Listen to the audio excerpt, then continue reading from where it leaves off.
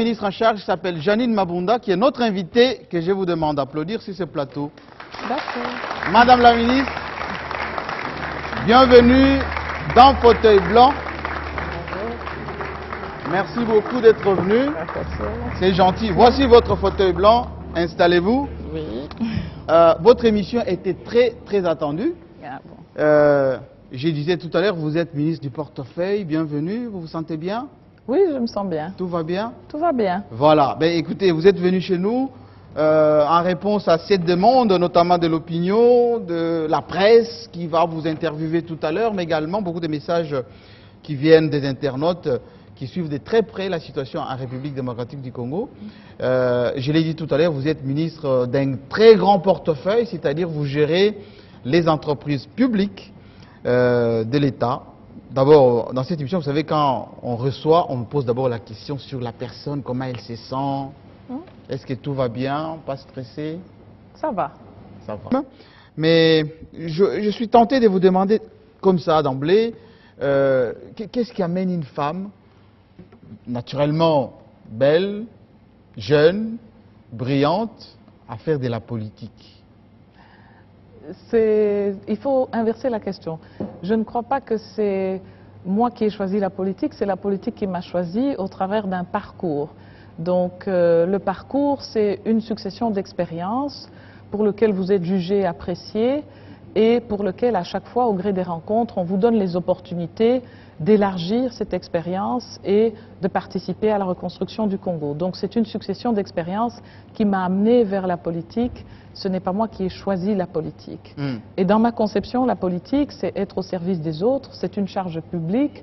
Et donc être au service des autres, c'est ce qu'on fait au travers du ministère du portefeuille, parce que si les entreprises du portefeuille fonctionnent bien, fonctionnent mieux, il y aura de l'eau, de l'électricité, des routes, des aéroports en bon état pour les 60 millions de Congolais qui finalement ont voté une vision politique, une ambition congolaise autour du chef de l'État et des 5 chantiers. Donc, oublions d'abord le portefeuille, on parle de Janine Mabunda.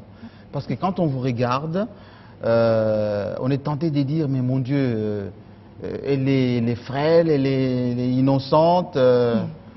Qu'est-ce qu'elle fait dans ce monde des caïmans, des politiciens? Vous vous sentez comment là-dedans? Ben, je dirais que c'est comme dans un fleuve, puisque moi je suis quelqu'un de l'Équateur et donc on a toujours des images par rapport au fleuve. Dans un fleuve, celui qui nage le plus vite parfois et qui a le plus de souplesse, c'est celui qui est le plus léger. Donc je ne suis pas caïman, mais je suis peut-être ce petit poisson qui parvient à atteindre les lignes pour repousser, disons, les limites de la gestion du portefeuille de l'État ou d'une expérience au service de la nation. Alors vous nagez plus vite ou moins vite que les autres? Ce n'est pas une question de nager vite, c'est une question d'atteindre les objectifs qu'on s'est fixés en essayant d'éviter les écueils et en faisant attention en fait à travailler en équipe pour atteindre ces résultats-là. Alors vous étiez en Belgique, bonnes études, belles études là-bas, on saura ça tout à l'heure. Pourquoi ne pas rester là-bas, travailler dans les multinationales, gagner beaucoup d'argent, rester au frais au lieu de revenir ici, dans ces pays assez difficile? Je pense que la question est pertinente, mais la question que vous me posez à moi, plusieurs Congolais aujourd'hui se la sont posées. Je ne suis pas la seule qui ait eu une parenthèse d'éducation en dehors du Congo pour justement renforcer et enrichir cette tradition, cette expérience congolaise qu'on veut améliorer. Donc ce n'est pas quelque chose d'exceptionnel, on est préparé pour.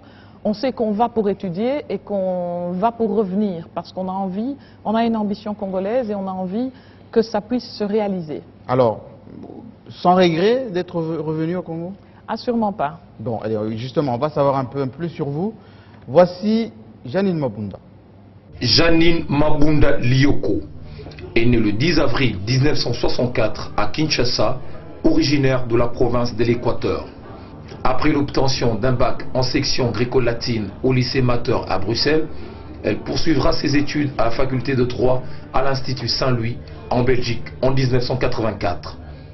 En 1987, elle obtint une licence en droit, option droit commercial, avec mention distinction à l'Université catholique de Louvain. Janine Mabunda obtiendra également une licence spéciale en sciences commerciales à l'Université catholique des hautes études commerciales.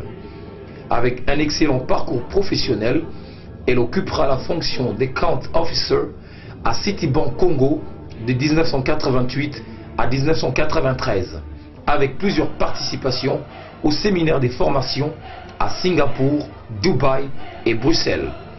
De 1993 à 1995, elle sera directeur commercial d'African System. Elle est alors chargée de la révision des systèmes financiers et commerciaux. Conseillère au cabinet du gouverneur de la Banque centrale du Congo de 1997 à 2002.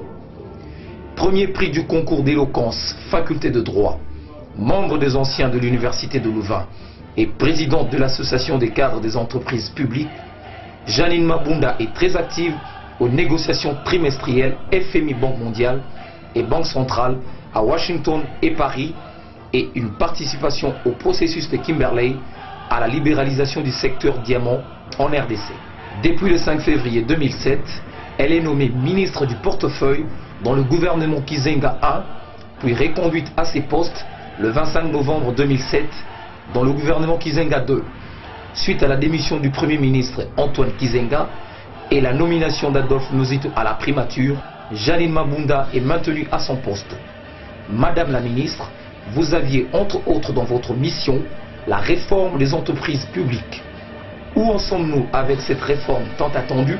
La question vous est donc posée. Alors Madame la ministre, pas très vite pour la réponse à cette question concernant les réformes. J'aimerais bien savoir, quand on vous écoute comme ça ou on vous suit, on a l'impression que soit vous êtes surdoué, soit vous faites partie du quota des femmes choisies parce que vous êtes de l'Équateur ou parce que la répartition de portefeuille aussi vous concerne, vous, les Congolaises. Vous êtes dans quelle catégorie, vous? Non, je crois qu'il ne faut pas réduire ça à un individu. Je crois que c'est une démarche. Le chef de l'État et le chef du gouvernement ont été, je crois, de tout temps relativement ouverts sur la promotion de la femme. Et si vous avez pu remarquer, nous ne sommes pas des femmes alibi, puisque indépendamment du portefeuille, j'ai des collègues qui sont qui gèrent des portefeuilles, des ministères très techniques. Le ministère des PTT avec Madame Munga, qui est hautement sensible, parce qu'une transaction peut valoir plusieurs centaines de millions de dollars. Pas encore, hein? Déjà. Et je parle en connaissance de cause. Le ministère de l'Urbanisme et l'Habitat, de Madame Jane-Rose Louchikou, qui est un ministère assez complexe en termes de conflits de compétences, de différents arbitrés. Il faut beaucoup de recul, beaucoup de doigté et une certaine expérience pour pouvoir le faire, et elle le fait. Nous avons d'autres ministres comme Madame Loukiana qui sont aujourd'hui ministres du genre, mais il faut se rappeler qu'elle a été dans un ministère difficile qui est celui du travail, le ministère du travail. Et donc je n'ai pas l'impression, en voyant mon reflet dans celui de ces femmes ministres-là ou dans celui des femmes mandataires ou des étudiantes que je rencontre qui représentent la génération montante, que nous sommes des femmes alibi pour remplir un quota. Parce que sinon, effectivement, on nous aurait toutes mis aux affaires sociales, etc. Oui, mais ça vous fait quoi, vous, quand on dit, oui, Mabunda, c'est, on va dire, cadra, experte, bonne diction, occidentalisée? À titre personnel, ça vous fait quoi? Non, ça ne me gêne pas, et je crois que ce n'est pas incompatible. La langue qu'on utilise à l'État est le français, et donc je suis obligée d'utiliser. Mais je viens d'où je viens, et je parle aussi bien en lingala ou en d'autres langues quand je fais des visites de terrain, parce qu'il faut justement essayer de rendre les décisions, les orientations, les choix et options politiques d'une équipe compréhensibles pour le reste de la nation.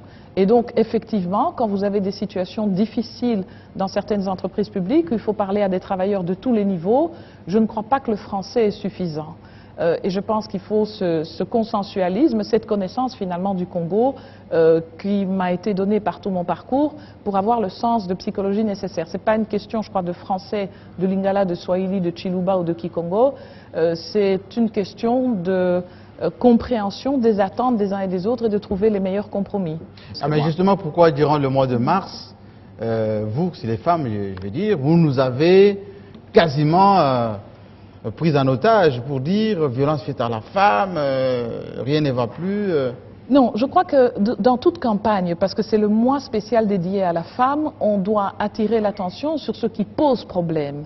Et quand on fait cette option-là d'attirer l'attention sur ce qui pose problème, effectivement, ce qui va bien aussi est un petit peu occulté. C'est un choix de campagne, c'est toujours comme ça qu'a fonctionné le mois de mars partout au monde. Mais il y a des progrès, il y a des avancées, je viens de les citer, et je pense que le fait justement de voir un peu plus de modèles et d'exemples dans la société congolaise qui peuvent allier nos traditions et nos coutumes avec une certaine modernité auquel le Congo doit faire face demain, ça va encourager en tout cas les Congolaises à nous rejoindre. On ne va pas faire beaucoup de dissertations. La question est précise. Est-ce que Janine Mabunda est contente de la manière dont fonctionnent les entreprises du portefeuille? Je pense que ma réponse serait de dire qu'il faut adresser les préoccupations de ces Congolais qu'on vient de voir. Ils ont dit deux choses, ou trois choses. La première, les entreprises publiques, c'est notre patrimoine commun. Nos grands-parents, nos parents ont payé des taxes et des impôts pour que l'État puisse créer ces sociétés, pour qu'ils répondent à des besoins sociaux, d'avoir des routes, des aéroports, des avions, des mines pour créer des richesses. Et donc ils veulent voir que cet outil de production est effectivement appliqué à renforcer les moyens de l'État pour qu'il puisse conduire sa politique de reconstruction.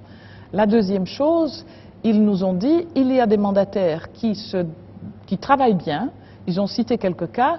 SONAS, voilà, et il y en a d'autres, ça les engage. Un chef est très prudent sur ces questions-là, mais je pense qu'ils ont vu une différence quand même, et c'est ça qu'il faut retenir.